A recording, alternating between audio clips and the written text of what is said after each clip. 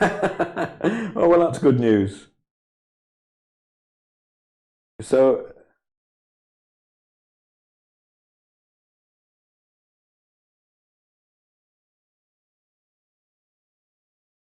Arlene, you're absolutely right. A reboot did it. Um, you want me to? You really don't want me to sing. So hopefully, I think I'm maybe a little bit out.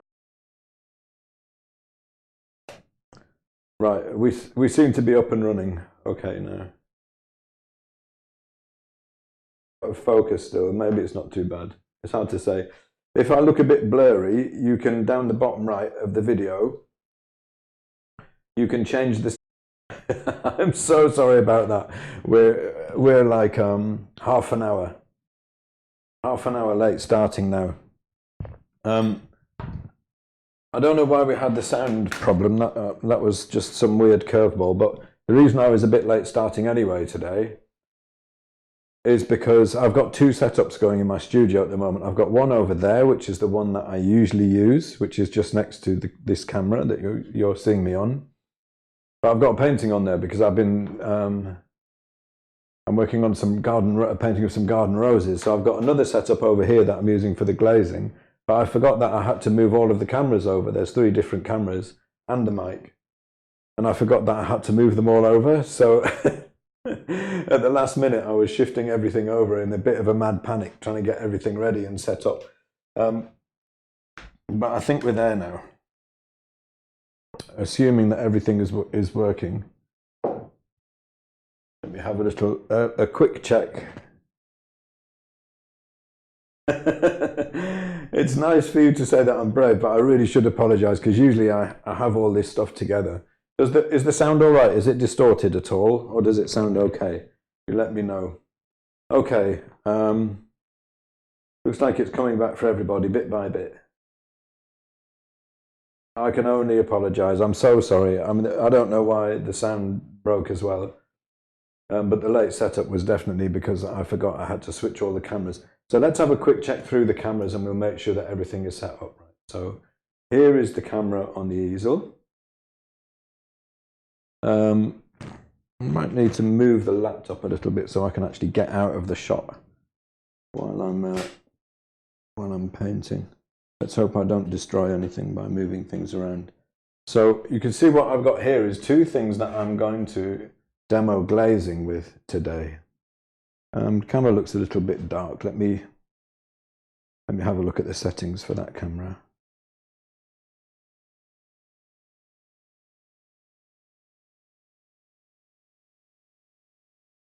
Just make a few little adjustments, try and make sure this is looking as well as it can. That should be better, hopefully. How's that looking now? It looks much better to me. It's a bit dark, yeah. Hopefully I've sorted that out now. It was looking a little bit dark, wasn't it? It should be much better now, I think.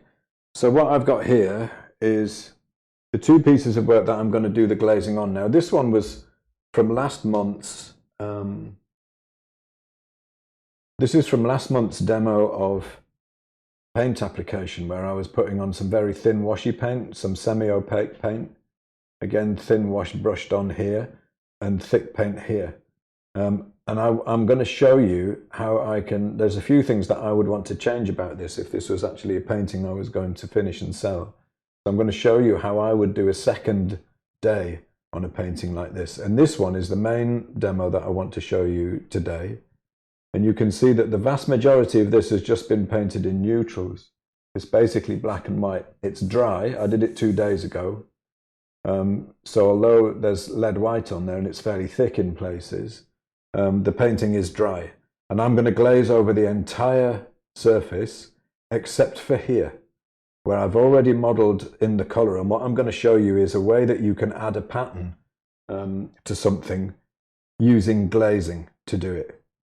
Okay, so that's why this bit has been painted. So for this bit, I'm just going to add the pattern. This, I'm going to show the difference between the background and the bottle, although they're not very different in terms of value, through adding chroma through glazing. Hopefully that should be clear. Now let's have a look. Hopefully, let's check the palette camera. Hopefully that one is all right. Let's have a quick look.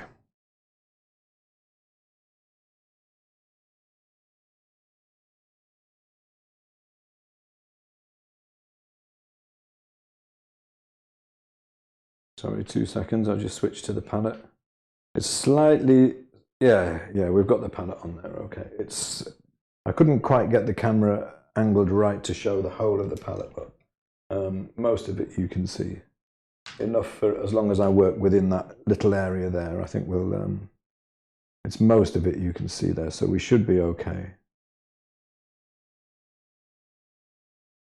Okay, does that make sense? I think yeah, there's a little bit of a lag for me between what I'm saying and actually appearing on the screen, but only about 5 to 10 seconds, I would say. So hopefully that makes sense. Now, the first thing I want to say about glazing before we do anything, it's one of those things where I've personally have spent quite a lot of time, like when I was kind of near the beginning of my sort of learning journey, I spent quite a lot of time trying to teach myself glazing. And I didn't get very far with it. And the main reason I didn't get very far with it was because I hadn't yet learned the basics of values and drawing accurately. So I would put glazing firmly further down on your kind of learning journey. It's fun to play with, but it's not going to fix a painting if the values aren't already good, if the color isn't already good, and if the drawing isn't pretty good. So those, kind of take it as read that it's a prerequisite of getting into this kind of stuff, playing with mediums and glazing, is that you already have your basics, your foundations sorted out. Okay. So yeah, it is a long way to get across here. Let me go over to the palette again for a second, and I'll show you the 3 mediums that I use when I'm glazing. The first one is, now I really, really like this one, and it's probably my favorite because of its handling qualities. That camera's still a bit dark. I'm going to bring it up a little bit, I think. Let me get the right one, camera 6. Bring that one up a little bit. I think that's better. Okay, so this is from Rublev, a natural pigment, and it's balsam essential oily medium. And I like it. It's mostly like a form of turpentine, but it's got resin in it as well. And the reason I don't use it as much as I would like to is because I'm a little bit concerned about what it might do to the paint film. But it is a nice medium to use for glazing. This one I use quite a lot. Is also Rublev. It's called Oleo Gel. And this is, it says it's solvent-free gel medium of linseed oil. So this is kind of quite safe to use, I think, because you're not really putting anything into your painting that isn't already there. It's mostly oil. This one is the one I generally use, and it's Dave Corcoran's Fumed Silica. Can you read that? Fumed Silica medium. And it's basically almost the same as Oleo Gel, except it has fumed silica in it. Now, Dave will be able to tell you if you find his site and email him. Dave Corcoran. I'll put a link in the chat just to make sure that you, in case you want to get in touch about that.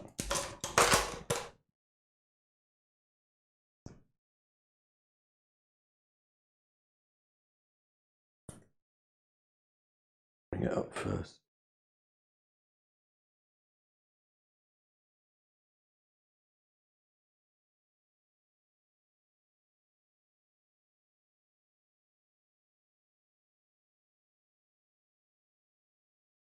For some reason my internet seems to be moving a little bit slowly today. You might have to bear with me. Okay, so this is Dave Corcoran's medium. I'll just do you a really quick screen share.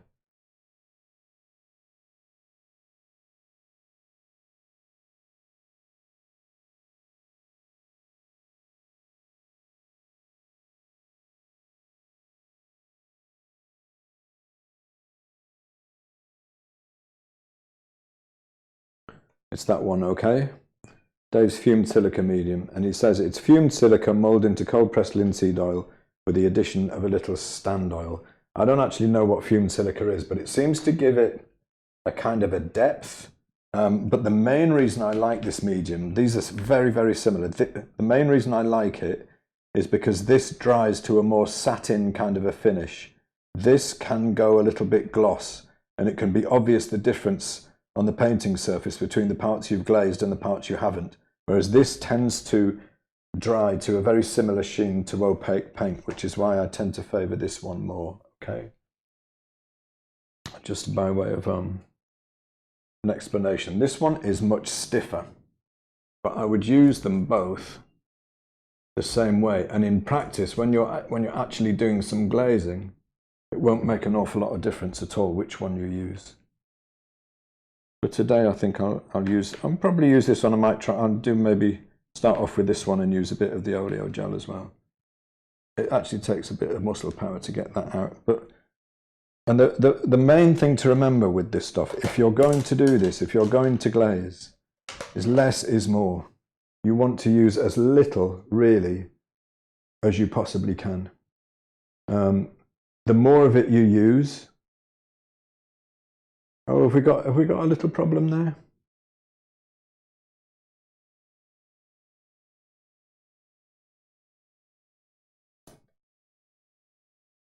It seems like everything's going wrong today. Everything that can possibly go wrong is going wrong today. I'm not sure why that is. Hopefully it means that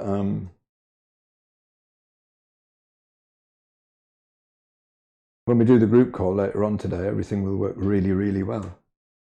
You would hope, right? I think this camera has actually gone, the light has come up quite a bit and it's gone a bit bright now. Let me bring the exposure down of that camera a little bit.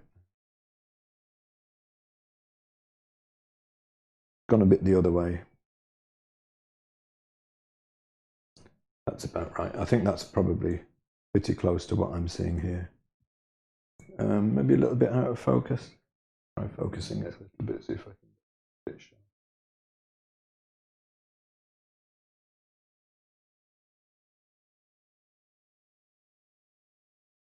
Yeah, that should be good, I think. So I'm going to look. Fine, it went quiet. Yeah, that's because when I switch to a screen share, I don't have any sound, unfortunately, so I can't do too much of that. So the first thing I'm going to do is I'm going to look at this background. Now, one of the things that struck me about this when I painted it was that the background came out a little bit too light. And if I really wanted this to pop out more, I would bring the shadow down quite a bit. But at the same time, I could just paint it opaquely. But at the same time, I painted this deliberately thinly here with a bit of terps added to it so that I got some texture, this kind of brushy texture with some kind of,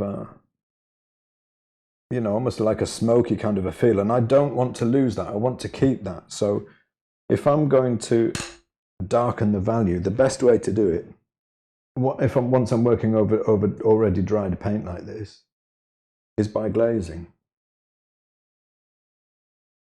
So let me go back on the palette a second, and I'm just going to show you. I'm going to glaze. I pick up a little bit on my finger. There's hardly any on there at all. That's really a very small amount. Oh, let's remember to switch the camera right to the palette. There we go. So I'll just pick up a little bit on my finger like that. A little bit. And then I take it. That the light has really come up now. That camera's blown out a bit now too. Bring down the exposure a bit on that one. And then I take it over to the surface of the painting. And rub it on. Again, you need to make sure that your painting surface is really, really dry when you do this. Otherwise, what will happen is you'll smear the paint that you've got on there. And if I had the bit that takes the longest to dry is usually the lightest parts, the whites. And if I got some white, into the surface there of the glaze, then it would start to look like something very different. Now I have heard, I don't know if this is true, but I've heard that the difference between glazing and scumbling is that glazing is putting a dark color over a lighter one, and scumbling is putting a lighter color over a dark one. I have no idea if that's true, and I just use the word glazing for both.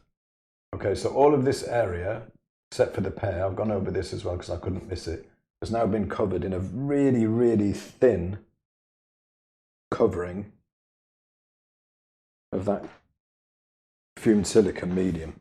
Now, people will sell you specific glazing mediums, but there will just be stuff like this. There won't be anything particularly special about them. If I go back over to the palette, what I want to do now is to mix up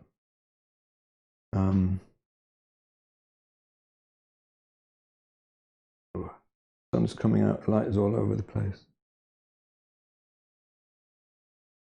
Trying to bring the exposure down again a little bit so you can see it more clearly.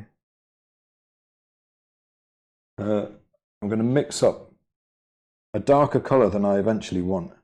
Now I'm going to use, you can use anything you want. I'm going to use raw umber and black because that's kind of, my dark shadows, that's the kind of thing I will generally use, but I'm going to use a bit more black than I usually would because I've already got some chroma in that background anyway. This is neat paint. I'm not going to put anything in it, and it's also, I need to be careful not to put any white in it because that will look very different from like a darker glaze like this. Another thing, actually, I've just realized that my setup today is I actually have the laptop on the wrong side of me. It's a bit like going abroad and driving on the wrong side of the road, you know. If you came to the UK and you would have to drive on the wrong side of the road. Now, here's the nice thing about glazing is the really fine control it gives you. So I can paint this on pretty thickly without giving too much thought to how it looks, you know.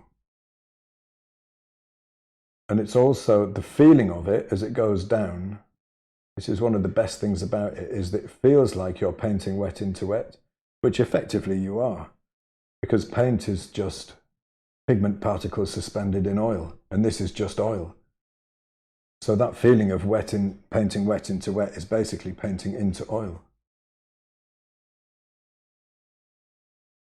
And I'm just going to kind of let that come out. I'll go over here a little bit. Can you see there how there's still some of the texture is still there? And that's actually not bad. You know, it's given this kind of deep, smoky sort of background there. But I can also do anything I want with it now. If I decide it's too dark, I can selectively wipe it back without really affecting anything else much.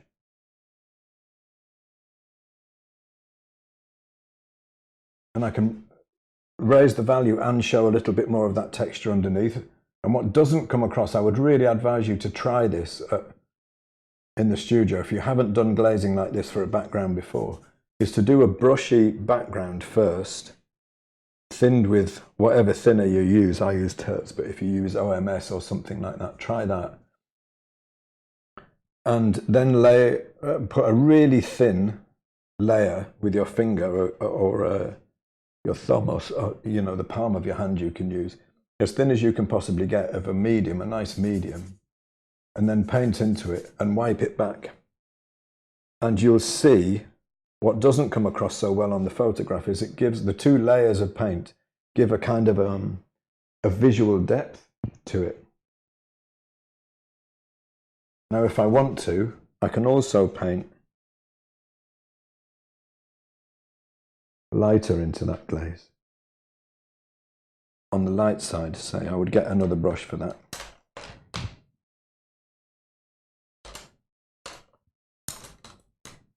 If I decided that over on the right side I wanted a bit more, let's get some, I haven't got any lead white.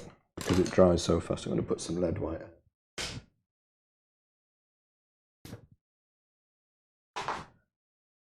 It doesn't really matter which white you use for this.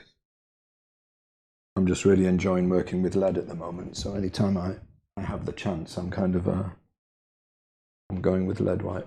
Oh, I think the sun's gone in again. The camera's really all over the place at the moment.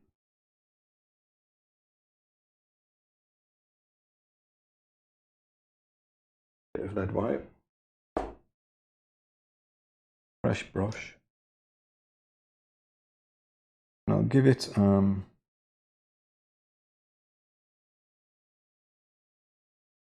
going to put a bit of the medium in it because it's so dry anyway. And I want a yellowish kind of colour, so let's try. Oh, actually, I could just do it because we've already got something there. Let's just see, because lead white is semi-transparent anyway. Let's see what happens if I just put just the lead white on.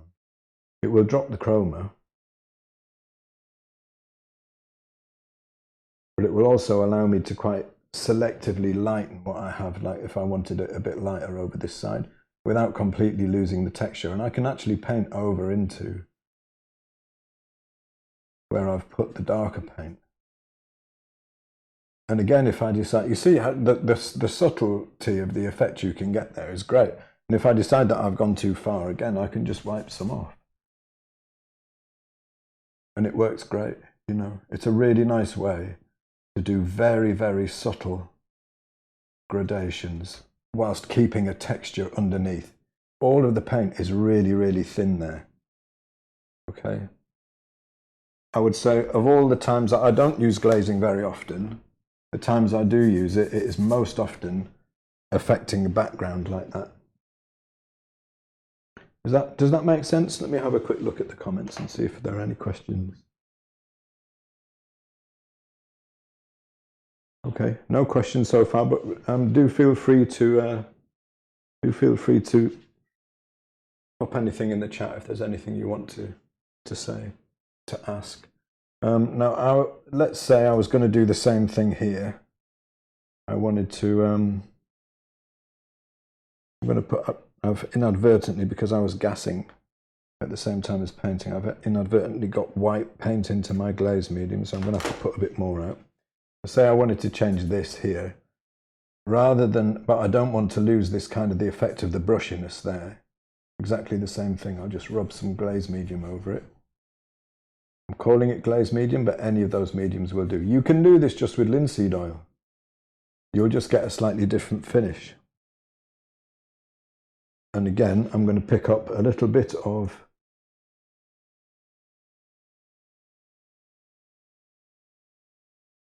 the same colour that I mixed for the background. It's this here. That's just raw umber and black. Paint it on.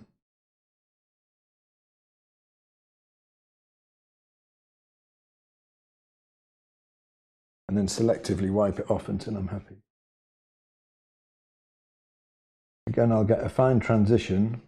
I can affect the value, but I don't lose the texture. That's the important bit. That's what you manage to keep working. So you manage to keep the texture and the brushiness underneath.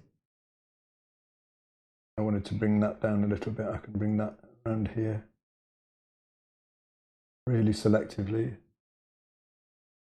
And this I'll leave as dry brush because this is the light. Okay. I would say 9 times out of 10, if I'm glazing, I'm doing it in the shadows to kind of get that depth without losing the texture. On the pear itself, if I wanted to do a bit of a change on the pear itself, say I wanted to drop this value on the shadow side, I think it's probably about right as it is, but if I did want to drop it, I would just do the same thing. Rubbing glaze medium just where I want it. A bit thick. Just you don't want it so you can feel it, or you want to be able to feel whatever it is, the panel or the surface that you're painting on. You don't want a slick feeling. You want it to be really, really thin. And I could get what would be best for me to use there. Let's get a couple of greens on the palette.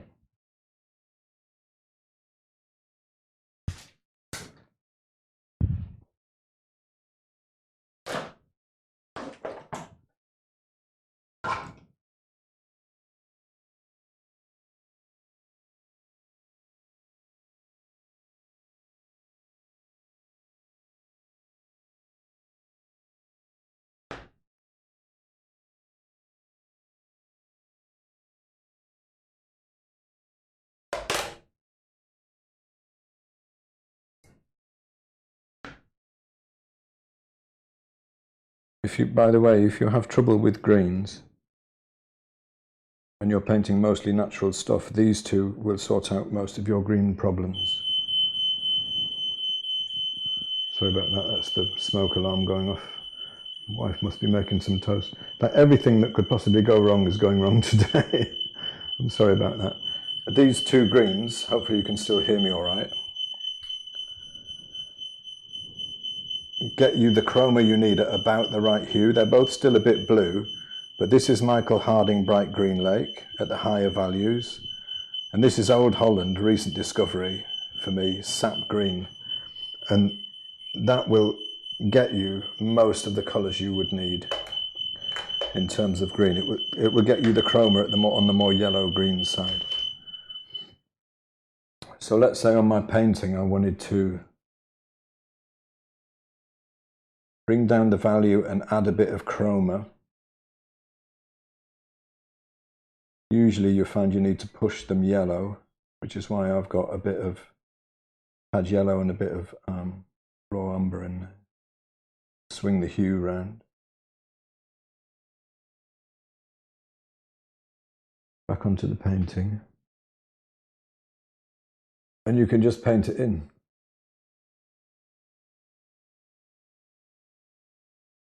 So I'm adding quite a bit of chroma. The value isn't really going down, so I'll bring a bit more raw umber in, especially around the bottom.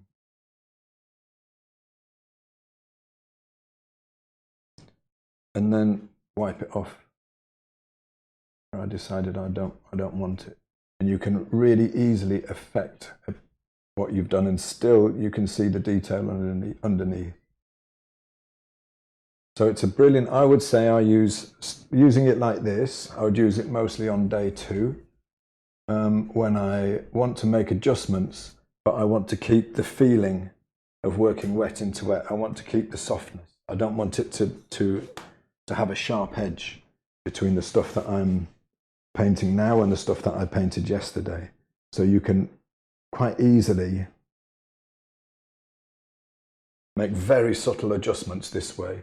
And also you end up with a nice kind of surface to the painting as well, depending on what medium you use. It doesn't look dry. Incidentally, it's almost like oiling out. It's almost the same thing, really. People like to make lots of different words for all this stuff, but it's almost the same thing. And oh, let me just check here. Mic is okay.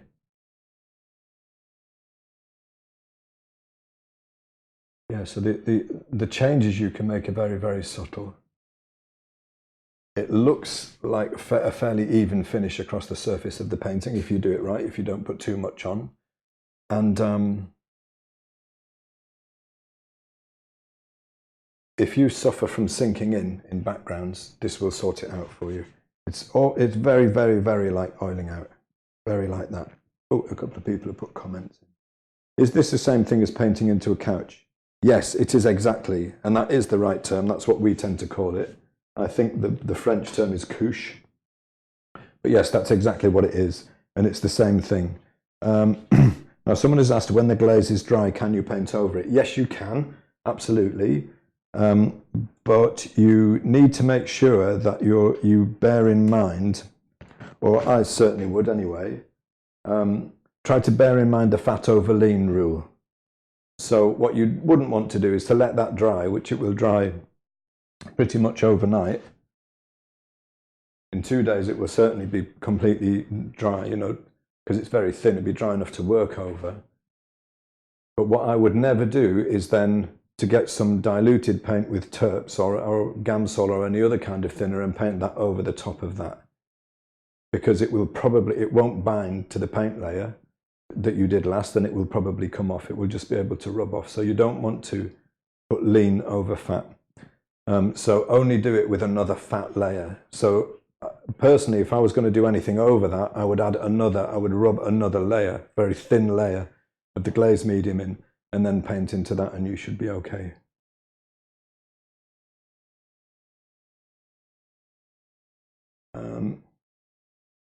You thought it was your alarm? Yes, sorry about that. Just toast burning. Yeah, so this basically is the same thing as this is painting into a couch.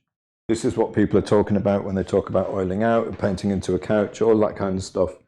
It's basically glazing. No, nice and simple.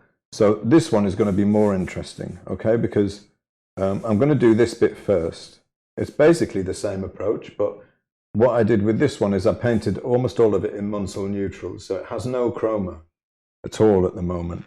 So let's use, just to prove that they both work, I'll use oleo gel for this one, endeavouring not to trip over anything.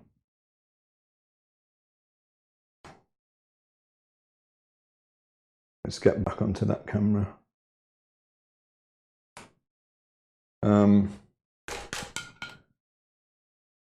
Let me show you this actually. Show you what oleo gel looks like, just in case you haven't seen it before. It comes in a tin, and it's just a kind of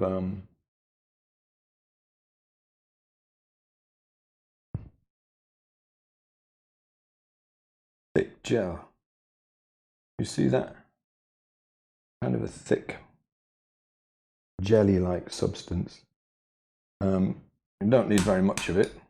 You don't need that much. I mean, I expect this to last me forever, especially since I don't use it all the time. If I put it next to Dave's fumed silica medium, you can see it appears to be a little more clear. In practice, they're not really any different. You can't see either of them except for a slight sheen to the paint surface when you put them down. So I'm going to do this in exactly the same way, except obviously that I've got quite a bit more to cover.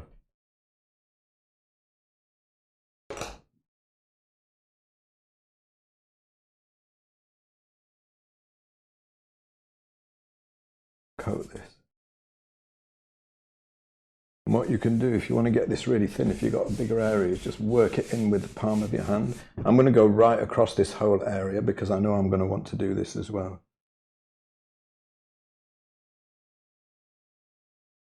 I'm not going to press too hard on the bits with the white.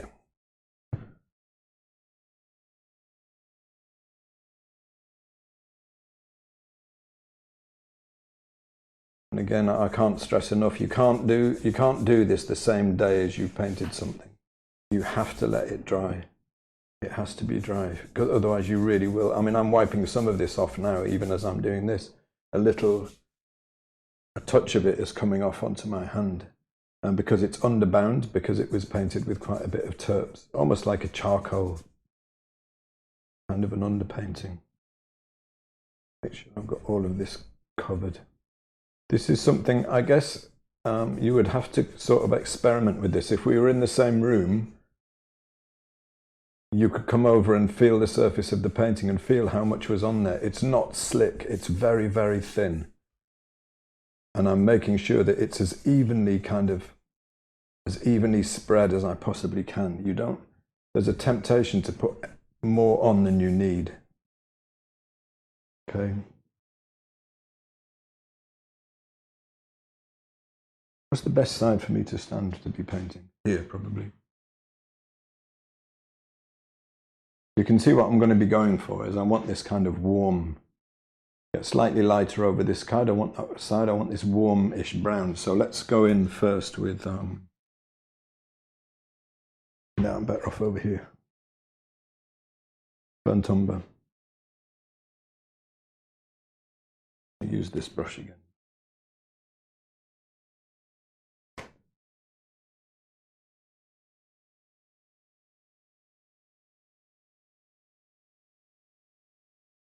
Now this is purely burnt umber, okay. Got quite a bit on the brush there.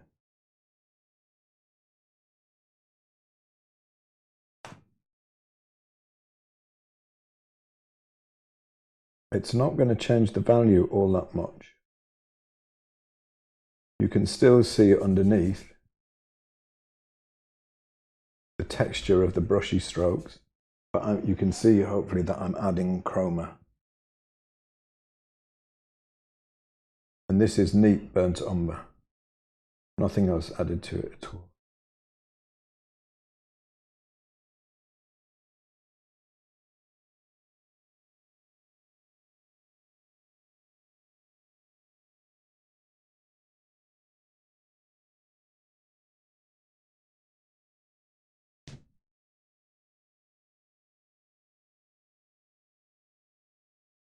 If I was trying to get this same effect painting it on with terps, get the same effect as I got on day one, I would just lift everything underneath and I would completely destroy what I've done. This way I'm managing to keep all of the texture that I put in before. It's still visible, it's still there. And in fact I'm adding a bit more, and it gives it, it's like somehow you can feel that extra bit of texture in there. I'm going to bring this camera down a bit, it's blown out again. It would help if the light would stay constant. But then I would be painting by something other than natural light, which of course I wouldn't. So try not to do. I think I maybe have a slight glare because this side is actually a bit darker. But if I wanted to bring this right down over this side, I could bring, the only thing I have that's lower value than burnt umber is ivory black. So if I mixed a bit of ivory black in with my burnt umber, you see I can still carry on changing this and painting into it.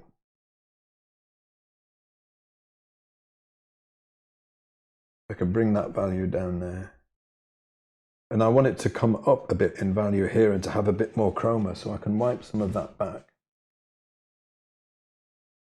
Won't give me more chroma, but it'll just lift the value a little bit. And if I get another brush, and let's pick up some burnt sienna. Now if I was actually going to be a little bit too high chroma, I think. If I was doing this as an actual painting, I would take more time to match the colour exactly. But this should just give me, it won't affect the value much, but it will put quite a lot of chroma in because burnt sienna is significantly higher chroma than burnt umber.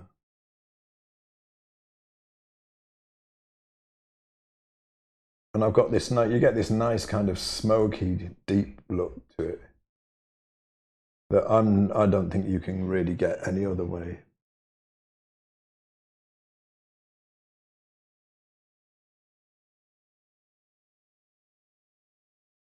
I think I might try, there's a bit of light reflection on the easel. I might try moving the camera a little bit.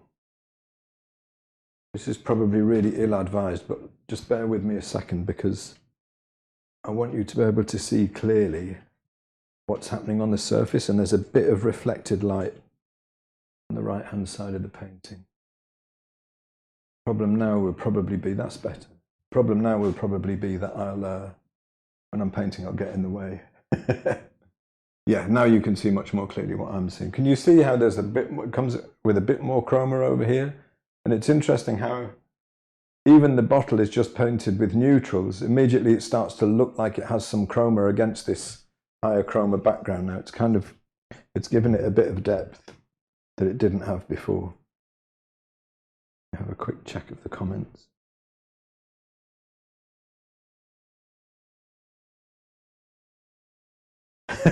It was the toast burning though. Why do you use your hands instead of a rag? I use my hands because I can really push it into the surface of the painting, like really squidge it in and spread it out much more. You could use a rag, but you would need to make sure that you lift quite a bit of it off so you haven't got too much in there. Okay. So what I want now is a greenish blue because I'm going to do the bottle next. So let's switch over to the palette again.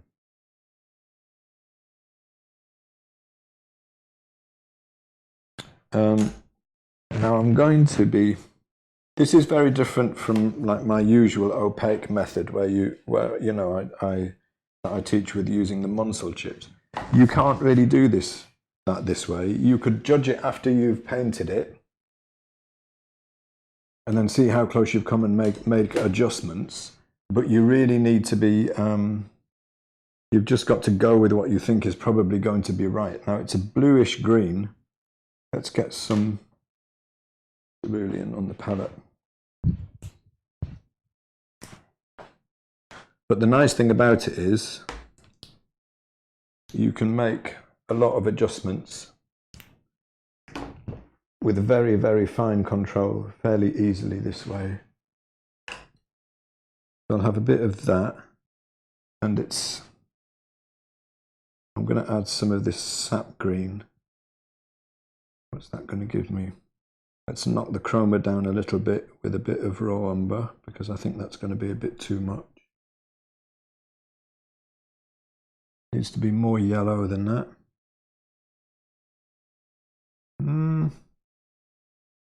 Maybe. Let's try that and see. I think it's not, I want it to be, no, I would rather it was a bit darker though than that. I'm going to put a bit of ultramarine with some of that. Yeah. Ultramarine with a bit of sap green. It's going to be very much kind of guesswork though, but I can always just wipe it all off if I decide I'm not happy. So I've gone for something towards the low middle of the value range. You know? I'm going to paint it on and then I'm going to wipe it off selectively.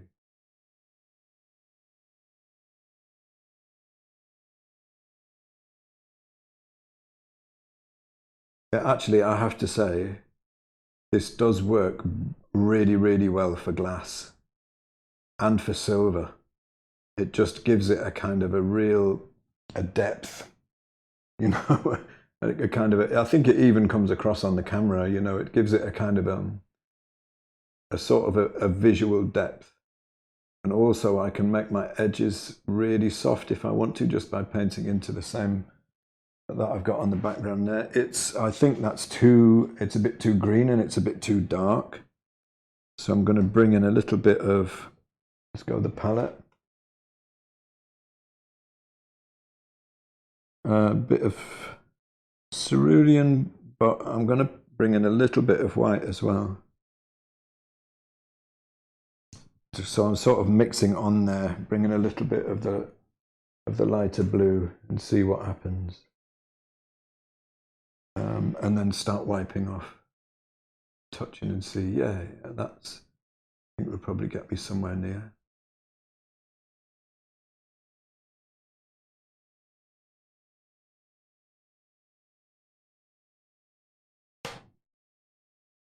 It already has, I mean, it would almost be enough to leave it there. It's already looking quite nice. But I'm going to wipe off where the white bits are. I'm going to selectively wipe off a little bit. So you would do this like as carefully as you would normally paint. You look for areas of higher value, especially, and wipe off there. So you're letting your lights come through a little bit more. But this is basically how you glaze. You don't paint it on. You put on a thin layer of glaze medium, the couch or whatever it is, and then you paint into it, and then you selectively wipe it off. And I probably wouldn't do a lot more than that. And then once that's done, I can go into it again. I'm picking up a bit of lead white again and restate the highlights because they've now been covered in glaze. So just where I feel I need it, I can really bring the highlights back out again. And it seems almost to paint itself, you know, working like this. I should probably do more of this. I went through a period of painting a lot of little green bottles like this and silver and stuff like that. And it's if you get your values right, it's a really nice way to paint. You get a lovely effect, a nice kind of a visual depth to it. And it's also, you seem to get it almost for free, like it's not very difficult to paint this way, except for one thing. I was just saying, the values have to be absolutely nailed. Like it needs to look like a really good charcoal drawing before you do this, otherwise it's not going to work out at all. Okay.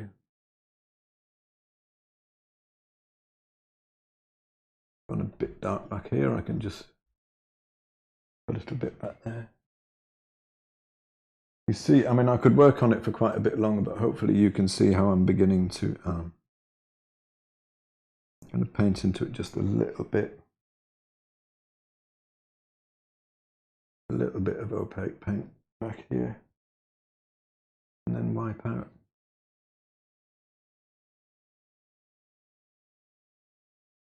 And it's pretty, it's looking pretty glass-like, you know. Let me just check the comments, see if there's any questions about any of that. But you can see how quickly and easily that happened, you know. What would the effect be if you glazed the bottle in blue one day, then yellow the day after? Well, not wanting to sound facetious, but it would come out green.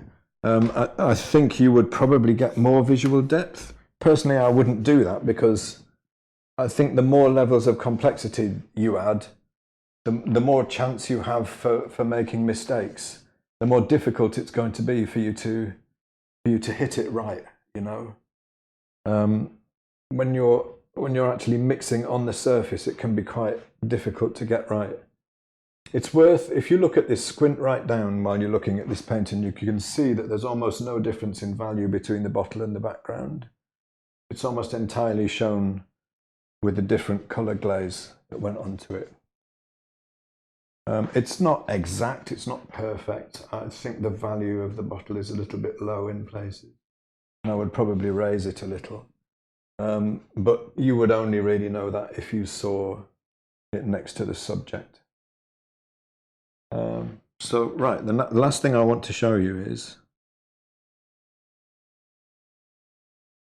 putting the pattern on this little pot.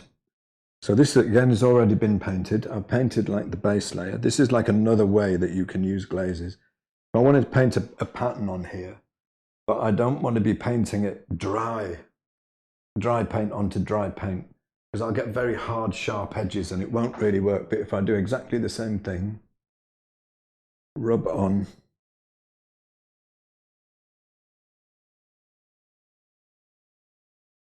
my glaze medium, really, really thin. I know I keep saying this, but I can't emphasize it enough. You do not want it thick on there. You want it really, really thin. Apart from anything else, it's oil, so if you put it on too thick, it will yellow over time, which would be disastrous, you know.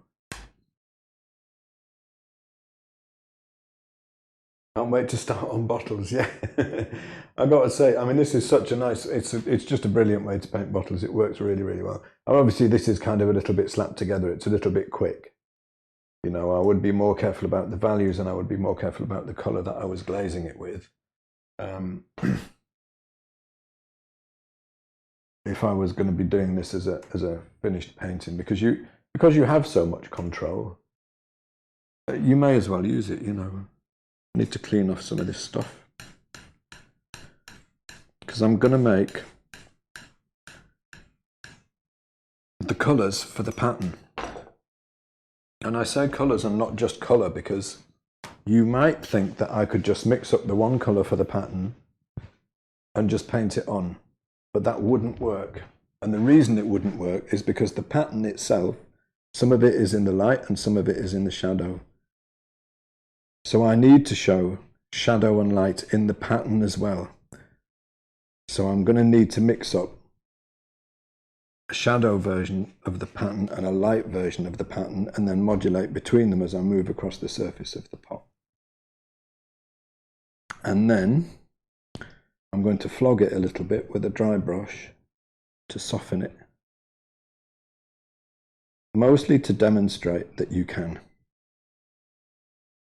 So it's a kind of a, it's a purple blue. It's very low value.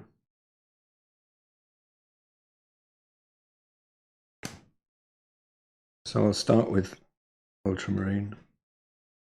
I'm going to start dropping the chroma with some raw umber.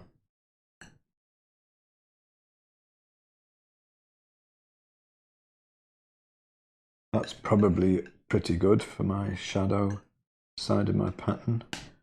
Let's see what happens if I... No, lead or titanium. Shouldn't really matter. Let's try titanium and see what happens.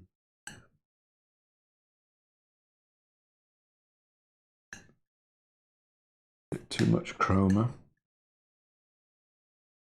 Too light. Let's try bringing in some black. Drop the chroma and drop the value. That may be too light still. The value is too high, I think, probably still. I want to lose the chroma entirely, so I'll bring a bit of ultramarine.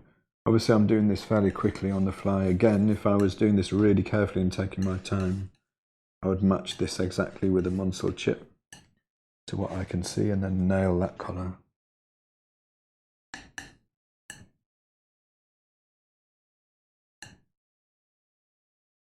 But I have to model form even though it's the pattern that I'm doing, so I still have to think in terms of light and shadow. Let me just hold this against there, see how it looks. Yeah, it's not bad.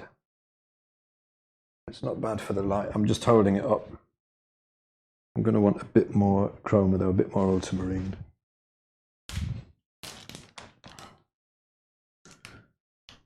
So this doesn't absolve me of modeling form, doing it this way. I still need to be careful how I paint. I still need to make sure my colour is good.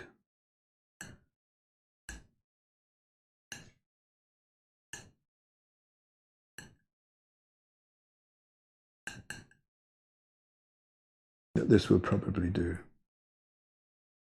Okay, light and shadow.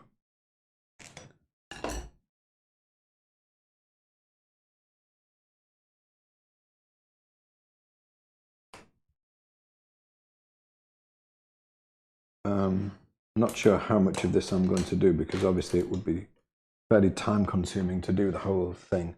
I will probably do it fairly quickly. Imagine that it's neater than I'm actually going to paint it, if you can. Imagine it's really neat, right? Well, let's start with a stripe along the bottom. That I can put in fairly easily. Right. Get another brush. I think I probably don't have enough chroma really for light and shadow.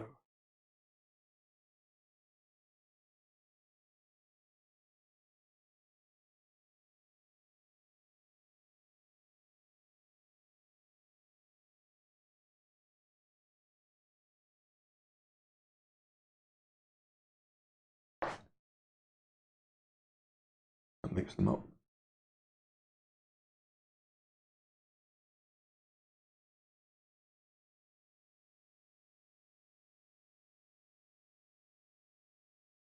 I'll put in some of the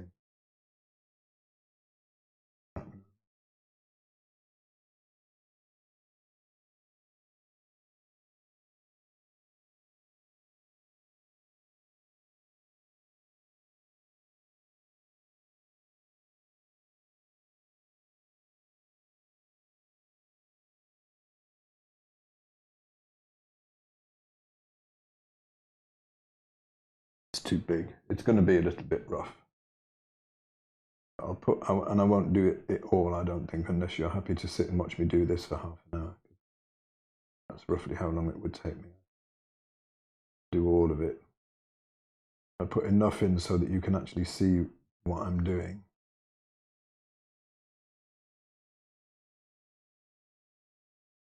I'm adding a little bit of white, some of my light colour, because I want to go like right over here where it's going into the light, and it's quite a bit lighter there. I also need to do the perspective, suggestion of the perspective,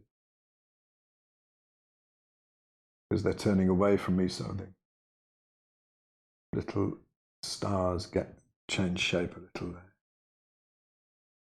and flattened out.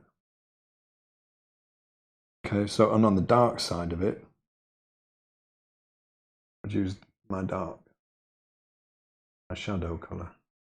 And because I've already put in shadow and light on the surface of the little pot, those two things working together, the modelling of the pot and modelling of the pattern, I could end up with a really convincing finished result, you know. You don't want to watch me do the whole thing. It's going to take a long time.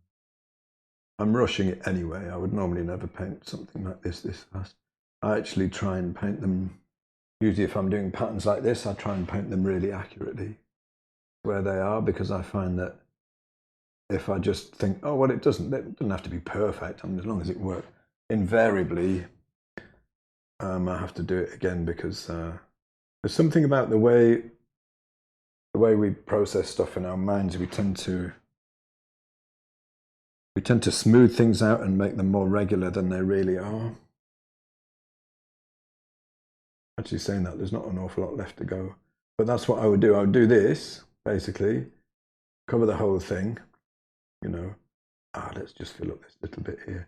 I'm not actually looking at all at the pot, which is really bad. I'm just kind of sticking that down, okay. But it's, you know, you can see how easy this makes it. I'm barely trying, and I've still got a reasonably convincing result. Got a gap here. Good, then some extra flex. So the last thing I would do with this is to get a fan brush.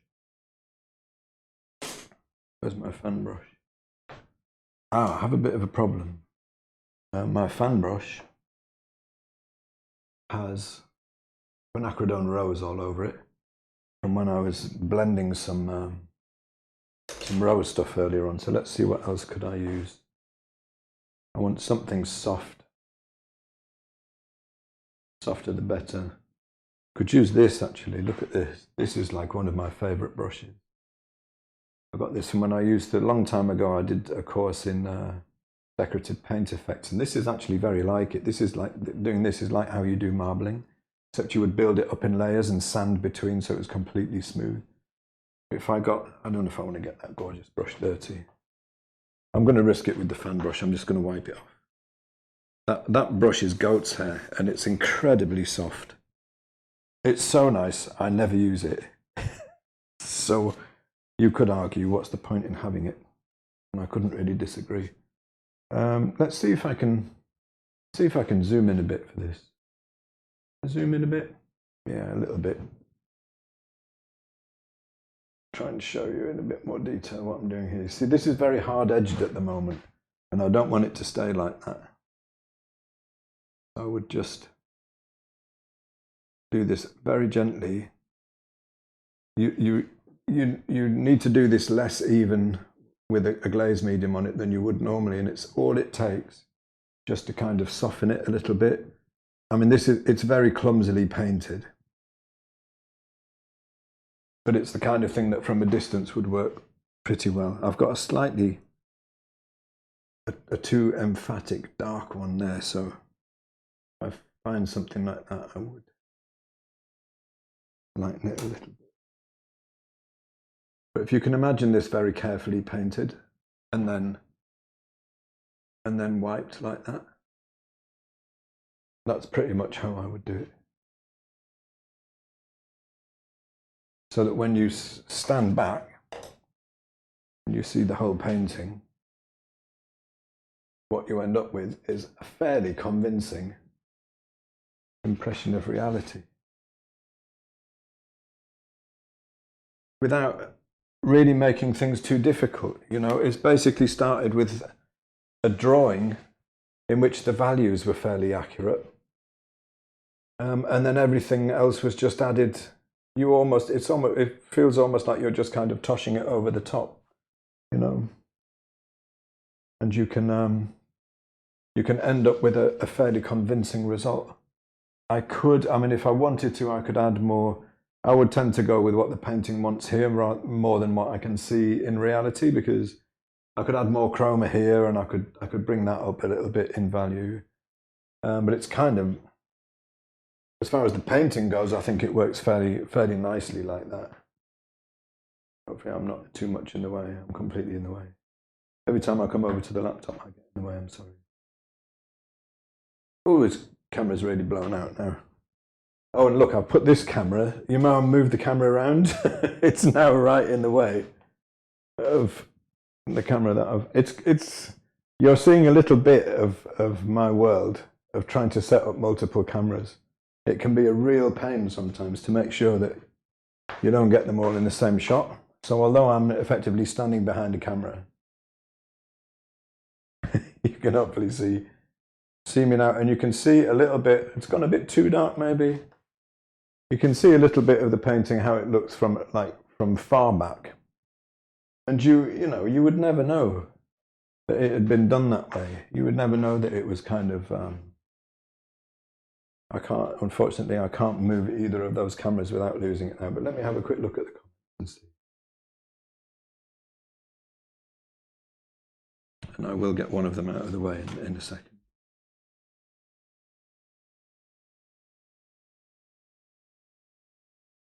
Nothing's gone wrong for ages.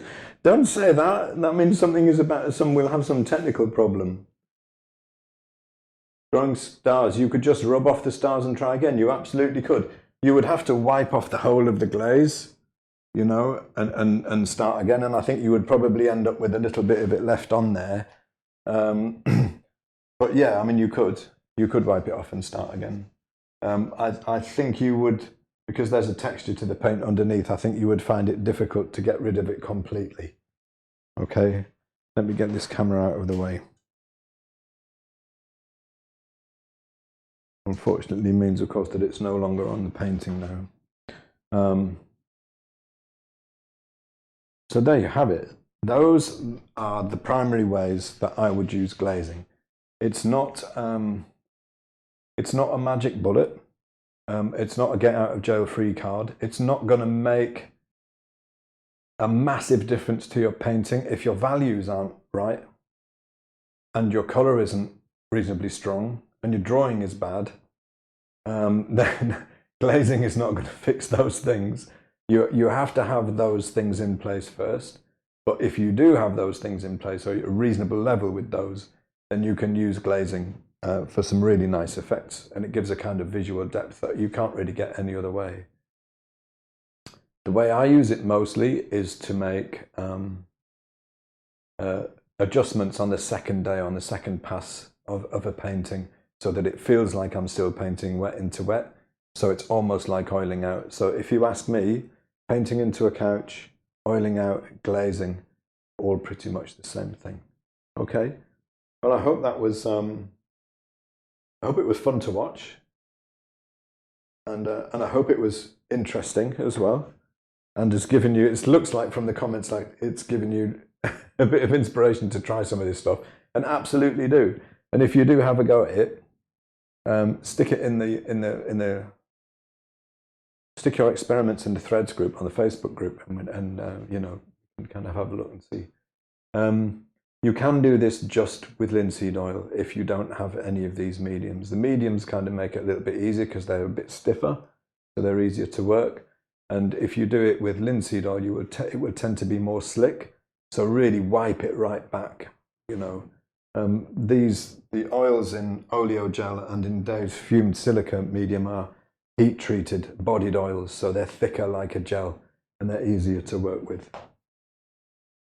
Is that how Bonnard did it? I haven't the faintest idea, but ooh, maybe I'll be going on thin ice here. I don't think that Bonnard was a particularly skilled painter, so I doubt he did. He might have done though, because those techniques were certainly around at the time. But the Fauvists especially were all about a reaction to careful methods of constructing paintings and to paint, you know, from their emotions. So I very much doubt that he did it that way. I imagine that he did it wet into wet in opaque paint. Because if you're not painting to a high degree of finish, and let's face it, he didn't. I'm not saying anything about his colour. If you like Bonnard, then fine. I don't have an argument with that at all. But I don't think that kind of painting requires this level of care in order to work, you know. So I would say probably not.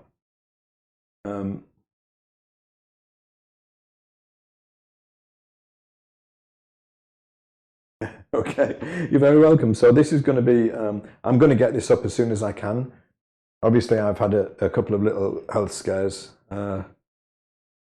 just lately, so I am very behind now, and I'm almost finished editing the last studio skills from May, so that will be going up before this one does, but I'll endeavour to get this one up before the next one in June. And I'll see you later on today, if you can make it, 6 p.m. UK time for the group call. Thanks for watching, and I'll see you again soon.